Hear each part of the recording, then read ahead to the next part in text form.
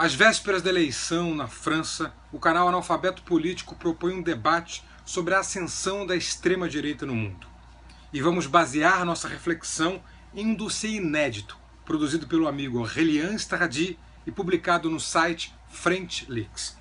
Vamos mostrar, entre outras revelações, que lá, entre os fundadores da Frente Nacional na França, há membros da SS nazista. Será que há semelhanças entre o irracionalismo vivido pela França e a conjuntura política brasileira? Homofobia, racismo, misoginia, xenofobia, perda de direitos sociais e trabalhistas. Até onde vai o retrocesso da democracia representativa? No Brasil, a família fascista de Bolsonaro. Na França, a família fascista de Marine Le Pen. Essa reportagem é uma ação do grupo Pequena Mídia. Vamos ouvir o nosso correspondente direto da França.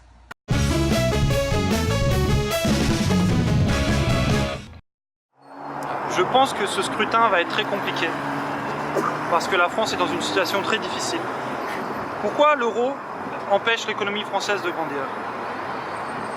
Parce que d'après ces idées, il se trouve que la France paye beaucoup trop d'impôts à l'Europe pour supporter les différentes politiques des pays membres. Mais cela est nécessaire dans un groupe.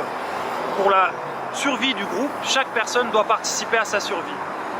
Il suffit qu'une personne ou un pays ne participe pas à cette union et l'union devient bancale. Les idées que Mme Le Pen propose sont néfastes, négatives, fascistes, nazies et complètement xénophobe. Il se trouve que sur French Leaks, vous pouvez trouver la réalité de son passé électoral et de ses idées. Un exemple est le logo de son parti, qui ressemble très portrait au logo du parti fasciste italien. Cette femme a toujours nourri des liens avec les partis néo-nazis autrichiens, où chaque année, une fête néo-nazie se déroule à Vienne, en petit comité. Il se trouve que Marine Le Pen y a son rond de table, c'est-à-dire qu'elle y est présente chaque année. Sa vision du monde est une vision du monde sclérosé. Elle ne propose aucune solution, mais se bat contre tout.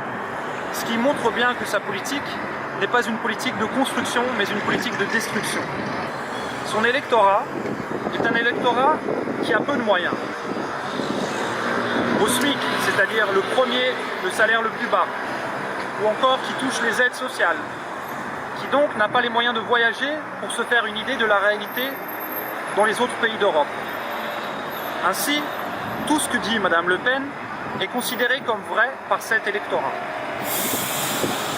C'est ainsi que cette femme se crée un chemin au plus haut niveau de l'État en mentant. La France est un pays multiculturel.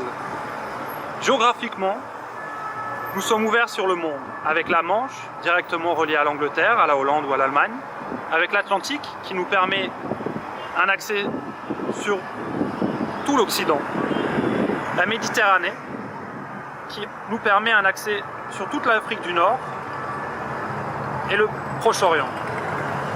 Cette géographie fait de la France un pays de passage, mais aussi un pays de migration. Grâce à ses idées politiques libérales et démocratiques, et je dirais même humanistes à une époque, la France s'est battue pour donner au peuple une voix pour la liberté. Aujourd'hui, cette liberté est menacée par des partis comme le FN, qui ne pensent qu'à une chose, le pouvoir. Avec les différentes attaques terroristes, la France se referme de plus en plus sur elle. Elle n'a plus de choix que de croire en des opinions politiques bien trop radicaux. Les financements du parti politique dont Marine Le Pen est la directrice viennent de Russie, qui est un pays tout aussi xénophobe et qui est un pays étranger.